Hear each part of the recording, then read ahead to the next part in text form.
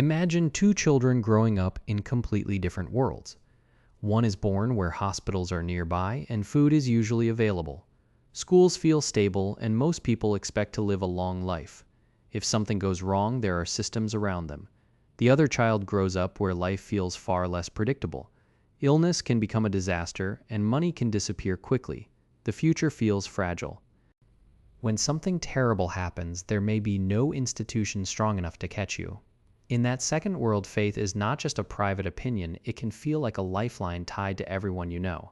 In the first world, faith can still matter deeply to many families, but it rarely has to carry the whole weight of survival. So why do richer countries often become less religious? At first, the pattern looks obvious. The richer a country becomes, the less religious it often seems. Church attendance drops. Prayer becomes less common. Religious rules lose influence over politics, education, and marriage. In some places, religion does not vanish completely. It just becomes quieter and more private, more like one identity among many. Look across the map and the pattern keeps showing up. Daily life in wealthy places simply leaves less room for sacred time. Work markets and institutions schedule the week before religion does. So the easy answer would be, money makes people less religious. But that is probably too simple, because money itself does not argue with God. A higher salary does not automatically make someone abandon belief. A bigger apartment does not disprove religion. A country getting richer does not mean everyone becomes atheist. Something deeper is happening. The better question is not whether money kills religion. The better question is, what does wealth change about human life? Because religion has never only been about belief on paper. It has also been about fear, death, illness, and grief. About community rules, family hope, and disaster. For most of human history, life was brutally uncertain. A bad harvest could mean starvation. A fever could kill a child. A storm could destroy a home. A war could erase an entire village. People had very little control over what mattered most. In that world, religion did something extremely important. It gave people structure and a way to survive grief. It offered rituals when crops failed. It offered hope that chaos was not completely meaningless. That does not mean religion was fake. It means religion was useful. It helped humans live inside a world they could not control. And that may be the key to why richer countries become less religious. Not because people become smarter, not because poor people are more superstitious, but because modern wealth changes the level of danger people feel. In a rich, stable society, many old fears are softened, not removed, but softened. If you get sick, there may be a hospital. If you lose your job, there may be unemployment support. If your house burns down, there may be insurance. If a child is born, there may be vaccines and medical care. If food runs low, there are supply chains and welfare systems. Remember the child who grew up expecting help to exist? Remember the child who learned early that danger was personal. Wealth does not erase those childhood lessons overnight. Life is still uncertain, but not in the same way. The world becomes more predictable. When the world feels predictable, people may need less supernatural protection. Cross-national studies repeatedly find the same broad pattern. As average security rises, measured belief and attendance often fall together. Correlation is not destiny, but the pattern is stubborn enough to study. According to social science, this idea is often called existential security. When people feel physically and economically insecure, religion tends to stay stronger. When people grow up safer and healthier, religion often becomes less central. Not always, but often. A country can be rich on paper but still feel unstable. A person can earn good money but still feel alone and threatened. A poorer society can be deeply religious because religion is woven into survival and trust.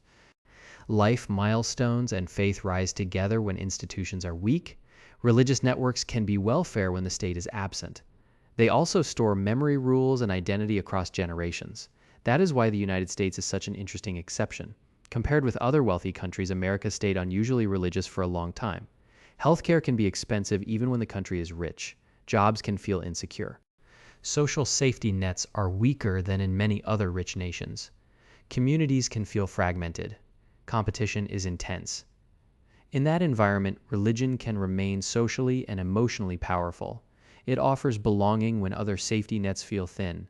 It offers moral order when public life feels chaotic. It offers practical support when institutions fail. So the pattern is not simply rich equals atheist. It is closer to security changes what religion is needed for. In some wealthy societies, especially Northern Europe, religion declined sharply in public life. That happened alongside strong welfare states and public health care, stable legal systems, and lower everyday survival risk. When institutions do what religion once helped people cope with, religion can lose practical weight. The hospital can replace the prayer for healing, even if not the prayer for meaning. The state can register a marriage without a sacred vow. Schools can teach children where rainbows come from without a sermon. Therapy can hold grief conversations that once belonged to clergy alone. A person may still believe in God, but they may not need the church in the same way.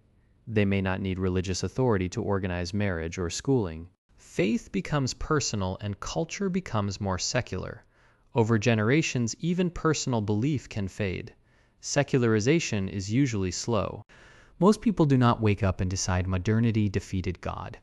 A family stops going every week, then only on holidays. Then children grow up without the habit. Then a church becomes a historical building. Then a religious holiday becomes tradition. But here's where the story gets sharper.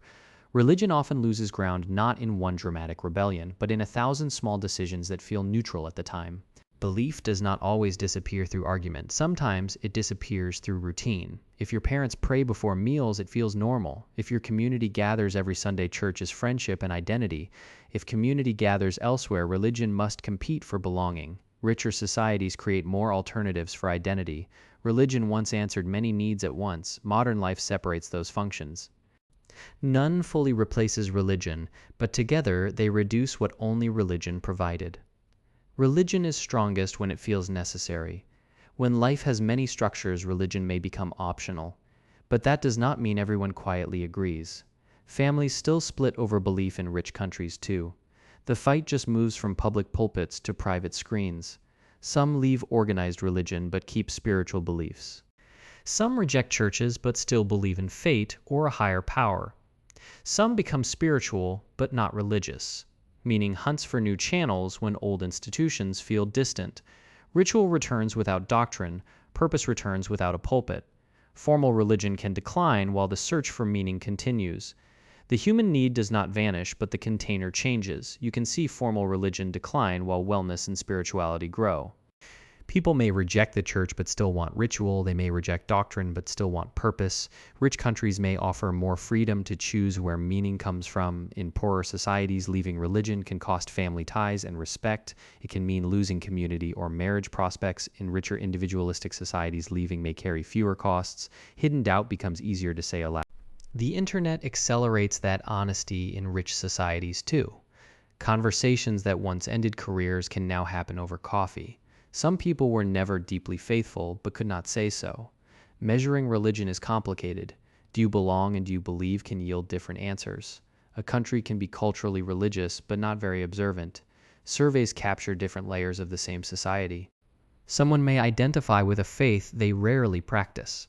Public life can secularize while private belief lingers, or officially secular, but full of private belief. For centuries, religion held a near monopoly over life's biggest questions: who are we, why do we suffer, and what is good? Modern societies still ask those questions in public debate. Birth, death, justice, and belonging still press on every generation. But the answers now come from many rooms instead of one. Societies stop agreeing one institution should answer everything for everyone. That shift often tracks wealth, education, urbanization, and stable institutions. Education does not automatically destroy faith, but school can make inherited truth feel like one version among many. Many educated people remain deeply faithful, yet education can shift where people look for final answers. But it exposes people to multiple worldviews. It teaches natural explanations for events once explained spiritually. Urbanization creates anonymity and pluralism. You meet people who live moral lives without your beliefs. Religion starts to feel like one option among many. Once religion becomes a choice, some people choose something else. We should be careful not to treat secular rich countries as simply the future. Religion can create meaning, beauty, charity, and community. It can also create conflict, control, and fear. Secular societies create their own rituals and sacred values too. Humans do not stop believing big stories, they change which stories organize life. Decline of religion is a redistribution of meaning, not the end of meaning. A society can become less religious and more tolerant, or less religious and more lonely. Safety does not automatically create purpose. Medicine can reduce fear of disease, but not fear of mortality. Wealth can reduce hunger, but not guarantee belonging. Education can explain stars, but not always whether your life matters. Human needs decline unevenly. Even in the richest countries, people still watch parents die. Even safe lives can feel spiritually thin.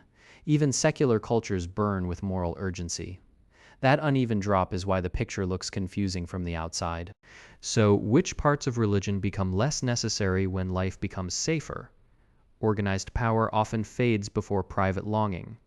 People rely less on religion for survival explanation and social order, but the deeper hunger for meaning remains. That is why churches can empty while spiritual movements grow. Return to those two children for a moment. The first may still honor tradition without needing it to hold life together. The second may still need faith to anchor identity when storms return. Wealth changes how much religion must do, not whether humans stop reaching. So does money make people less religious? Not exactly. Money changes the conditions around belief. Security, control, and choice matter more than cash alone. Choice itself can weaken traditions that once felt inevitable. Generations inherit options their grandparents never had. Global media shows that many good lives exist outside one faith. Leaving religion in a safe society can feel like updating software, not burning a bridge, the slow replacement of one source of meaning with many others. Religion rarely vanishes because someone wins an argument. It fades when daily life no longer teaches people to need it. Richer countries often become less religious, not because people stop asking big questions, but because they start finding answers in more places than one. The question was never only about money. It was about what humans need when the world feels safer, and where they learn to look for answers when one voice is no longer enough.